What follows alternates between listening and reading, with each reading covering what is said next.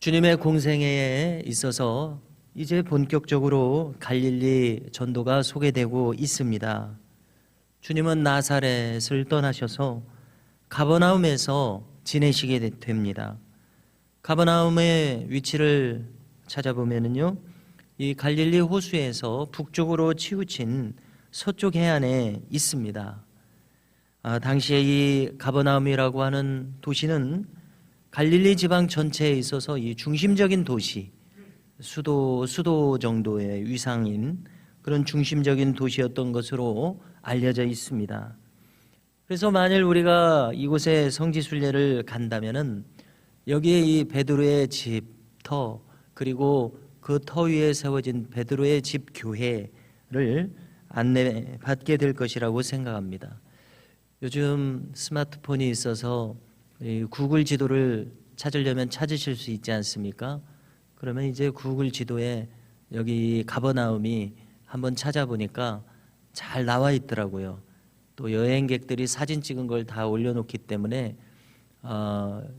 곳곳에 골목마다 사진이 있습니다.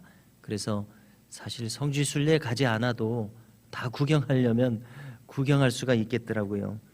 예, 바로 이 가버나움, 주님이 기거하시던 곳, 베드로의 집도 있었던 곳으로 알려진 바로 여기에서 회당에 들어가셔서 주님이 교훈을 베푸시는 장면이 상상되는 것 같습니다. 자, 이제 사람들이 주님의 그 가르치시는 것에 놀랐다고 보고하고 있습니다.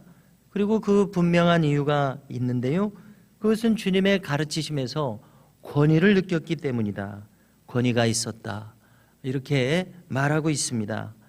권위라고 하는 말은 대단히 의미심장하고 중요한 말입니다.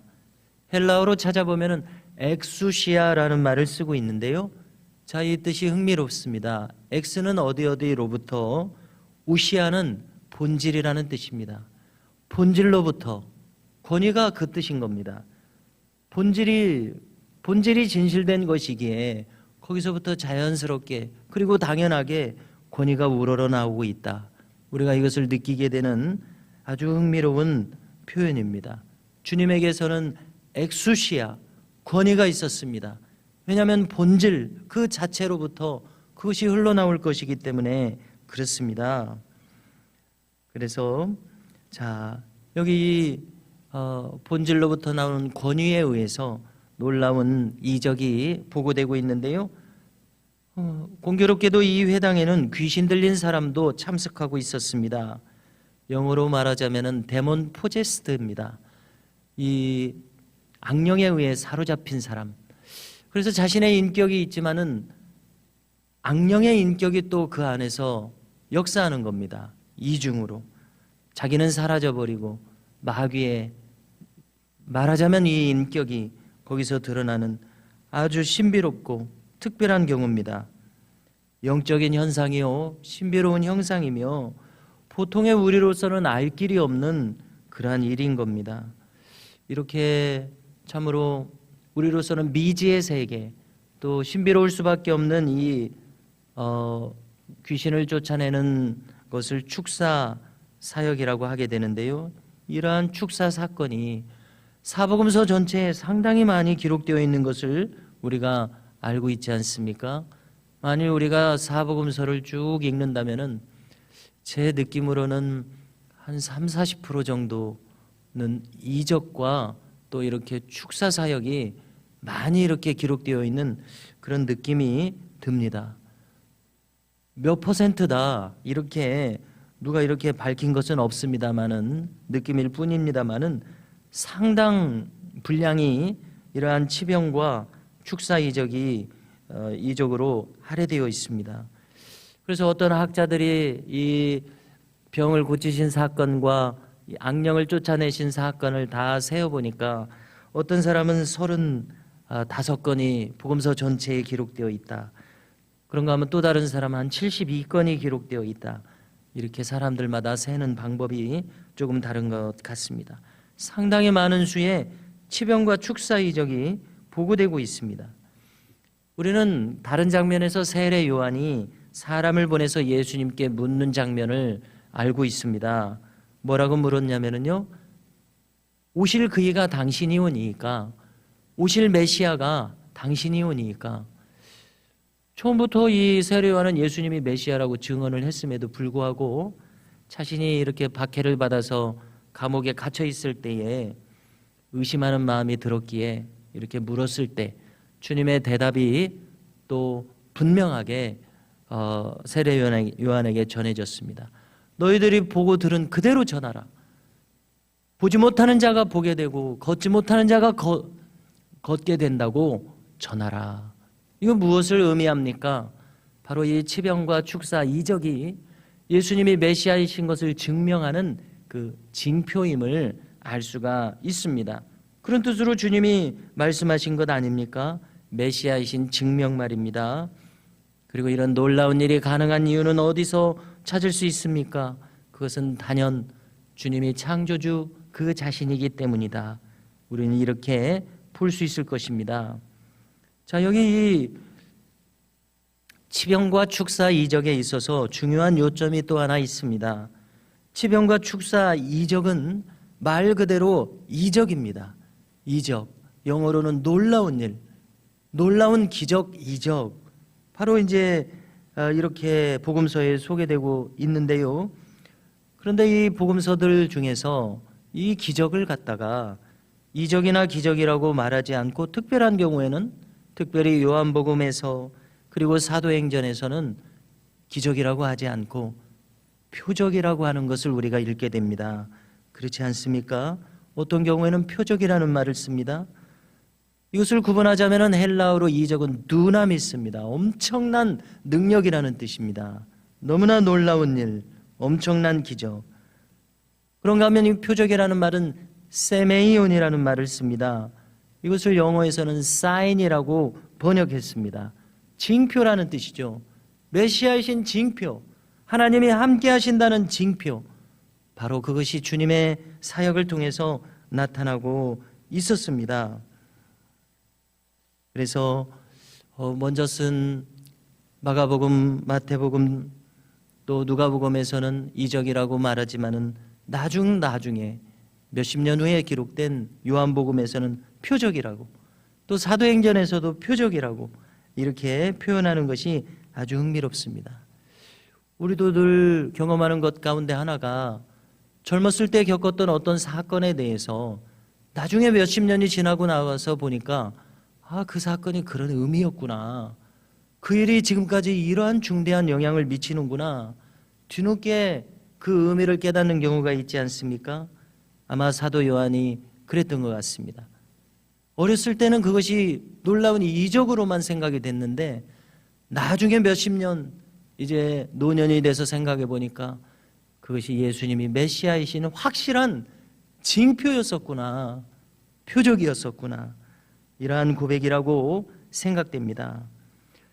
여기 또 중요한 한 가지 요점이 있습니다. 그것은 무엇인가 하면은 예수님이 메시아이신 이 징표 말입니다. 표적.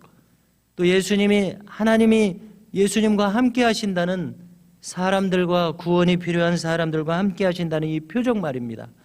이것이 있음으로써 하나님이 함께 하신다는 증명이 되고 있지 않습니까? 그렇다면 이것을 우리에게 적용해 보십시오. 우리의 지나온 신앙생활을 돌이켜서 생각해 본다면 이러한 표적이 없었던 사람은 아마 한 분도 안 계실 것이라는 생각이 듭니다.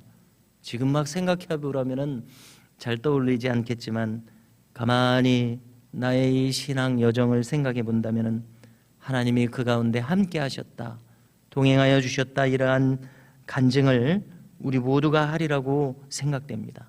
즉 이러한 표적이 있으므로 바로 성도됨이 증명되며 하나님의 동행하심이 증명된다고 생각합니다.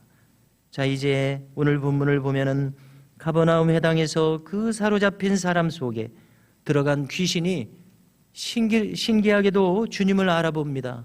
우리를 멸하러 왔나이까? 당신을 아노니 하나님의 거룩한 자니이다. 이렇게 귀신이 자기 나름대로의 의사를 표명하고 있습니다. 그런데 여기 또 재미있는 것은 주님의 단호한 모습이 보여집니다. 그 귀신더러 더 이상 말하지 말도록 꾸짖으시는 대목입니다. 더 이상 말하는 것을 허용하지 않으십니다. 그래서 왜 그러실까? 왜 그렇게 하셨을까? 생각해 보면은 귀신의 말은 믿을 수 없는 말이다, 이런 생각이 들더라고요.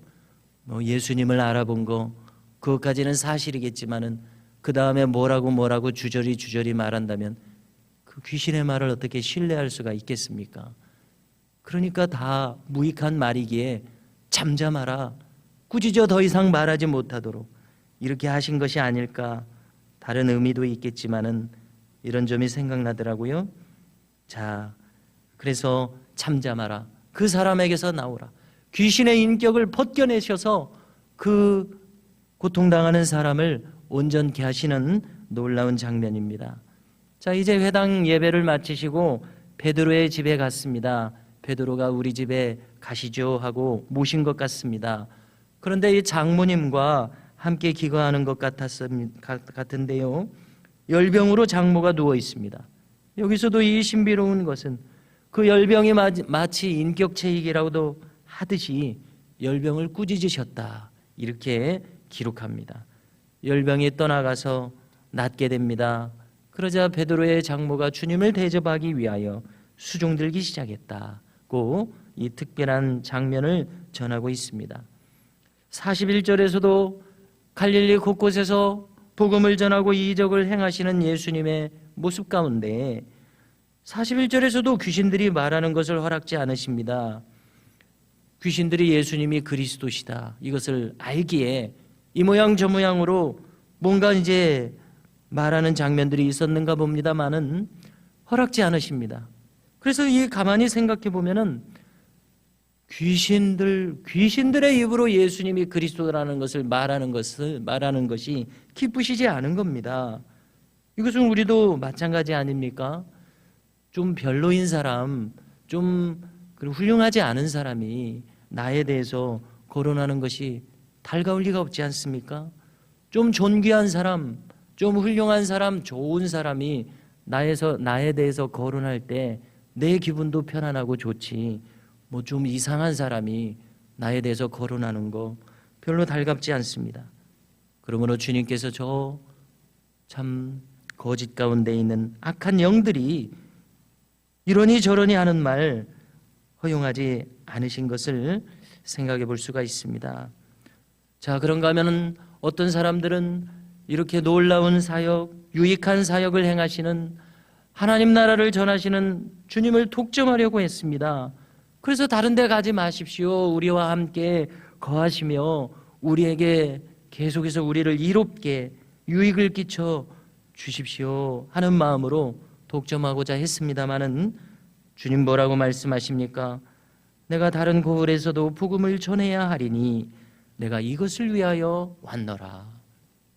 주님을 아쉽게도 독점할 수는 없습니다. 보다 많은 이들에게 이 복음이 전해져야 하기 때문에 그렇습니다. 어디다 가둬둘 수 있는 주님이 아니십니다. 당연한 것 아니겠습니까? 오늘도 이 하루를 살면서 우리 나름대로는 하나님의 은혜와 역사하심을 우리를 통해서 드러내며 또 기회가 되는 대로 많은 이들에게 복음을 전할 수 있는 은혜가, 이러한 사명을 감당하는 역사가 오늘 우리에게도 있기를 간절히 바랍니다.